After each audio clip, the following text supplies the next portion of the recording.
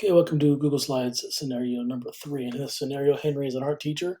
He wants to jazz up the appearance of his slides in his class lectures, and he wants them to make them more visually appealing. So some ways to do that would be to, for example, you want to maybe use different color backgrounds, have a good mix of images and text, but not too much text. As we talk about in my book, we say bullets kill learning.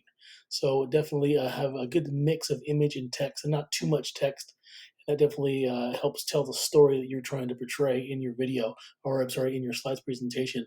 In addition, you can add YouTube videos to kind of break up the monotony of your slides presentation. So let's take a look at ways that we can do this. One way we can do this here is to have different colors for different slides, and maybe each different groups of slides may have different themes, and that's a good color coding is a good way to kind of help organize their thinking. So if you click on a slide here, we come up here to background. I can choose an image or I can choose a color. I'm gonna choose a color for this right here. So we'll use this one color for that one. If I go to this one, maybe this is a different theme. I go to background. Maybe I want this to be, and we'll say this color here. And you can see we have two different colored backgrounds. That's one good way to kind of make it more visually appealing. And color coding is always a great strategy with students. So what I can also do here is mix images and text. I don't want to have too much text.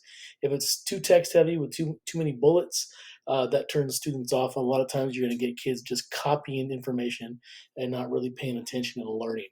So I may put a little bit of text here, but I'm going to support it with images, a good mix of both.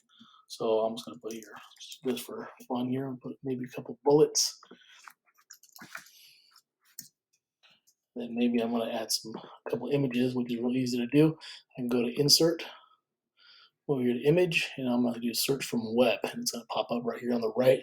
And the cool thing about doing the Search from Web in Google Slides, all the videos are Creative Commons permissions, so they're all free to be using without breaking copyright.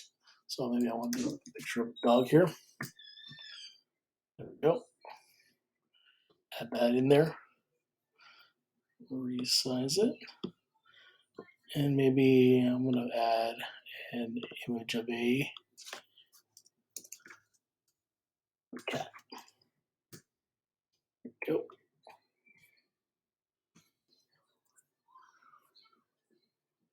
On a very traditional slide, I might just put maybe one picture and a bunch of bullets, but I like to do a good balance of images and text, and that really helps students focus more on listening and the visual part rather than just copying where there is no learning. Another good way to kind of break up the monotony of a presentation is to use a YouTube video. So if you have a YouTube video that supports what you're teaching, so it's a good kind of break for you and give the kids a different perspective. So I'm going to go on this slide here, go to Insert, I'm going to go to Video, and I'm going to do a quick search here. We'll say dogs and cats playing,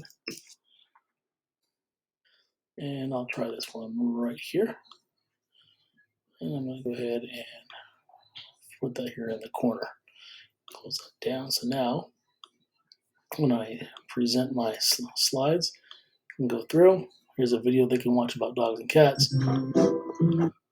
And I can go to the next slide, and then we have some more slides that are with some text and images. So again, try to make your slides less text heavy, not too many bullets, and mix it up with a good mixture of images and text and YouTube videos. In addition to color coding the backgrounds is another way to make your Google Slides presentations much more visually appealing to your students.